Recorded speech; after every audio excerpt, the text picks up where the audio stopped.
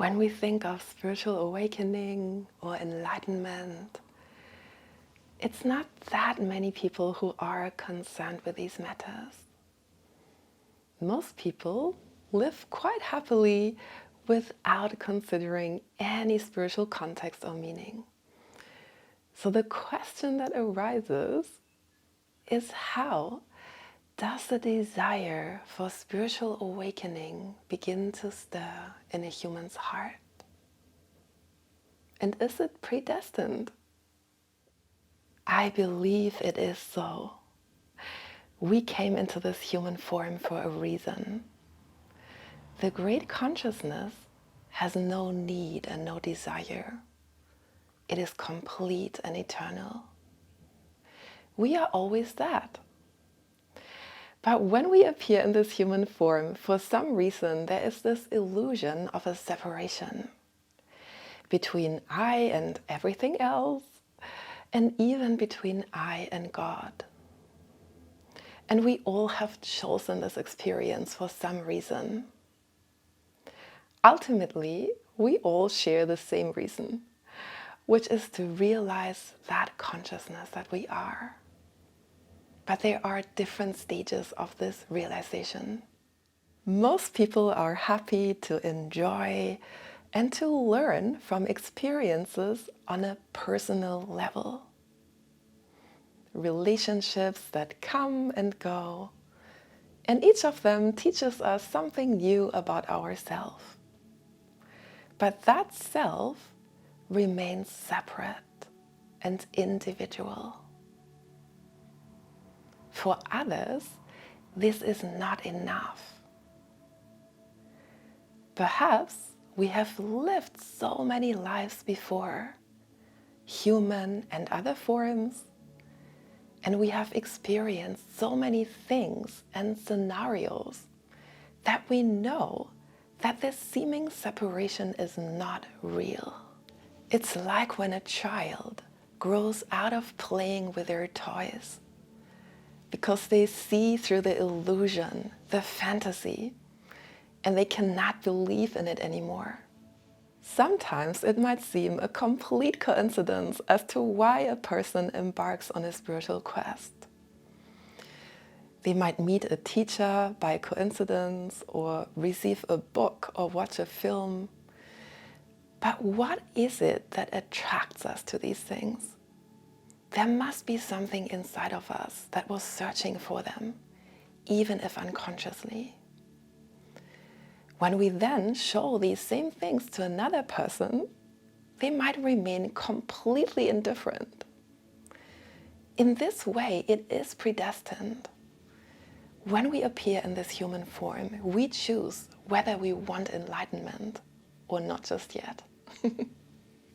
Enlightenment, or the truth, is always here and available to everyone. In fact, it is all there is. But it is our choice whether we want to avail of it or not, and to what extent. There is the eternal seeker, the one who is happy and content, seeking and reaching deeper and greater levels of spiritual awareness. And then there is that last stage, when that is not enough. Because the seeking still implies separation and duality between the seeker and that what is being sought. This becomes intolerable and is the grounds for enlightenment to happen. It cannot be learned or taught. It is something we come to this earth with, whether by birth or seemingly by coincidence. Because at the root of it lies the readiness to transcend ego and personal identity. We can talk about ego and personal identity teach it, preach it, but the mind can never grasp it. There must be a seed inside of us already that is yearning for these illusions to combust. And I'm pointing to the heart. The heart must be open and pure, which we all are. But who is willing to admit it? Can enlightenment be forced? No. But anyone on this path, in the hearing of this, or anything concerning enlightenment, has already been chosen, has already chosen for themselves to awaken. Otherwise, we would be on the field playing soccer or surfing the internet for other content. Why do we stop here? Because something resonates with what we are searching for. The next step then is to let it happen and to give time to it. When we understand we are not here to go through this endless carousel of human experiences, we must not give them so much attention anymore. We must turn all of our attention to what we really came for, transcending these identifications and consolidating the knowing of who we really are. We are not the emotions that come and go, not the experiences. We are the abiding consciousness in which all these things appear, but they cannot affect our silence, our peace.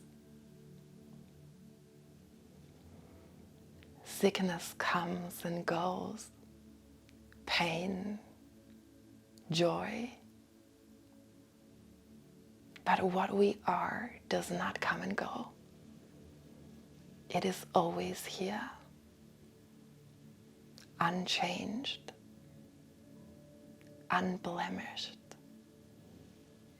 unaffected. Those destined to awaken will feel a great relief with these words, can sense their freedom, their space, the truths they are above all truths, the light. When you sense this truth, abandon yourself to it completely. For it will never abandon you, even in your darkest hours. For those hours will become less and less. Each time we turn our attention here, we are invited to stay here, to not leave,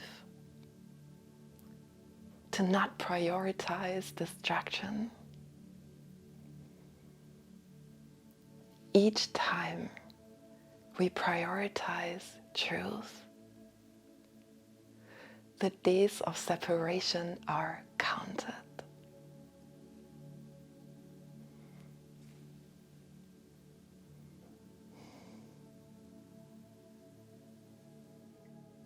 Thank you so much for watching. I hope you enjoyed this video. Please give it a thumbs up, and if you like, subscribe to my channel. See you soon. Bye.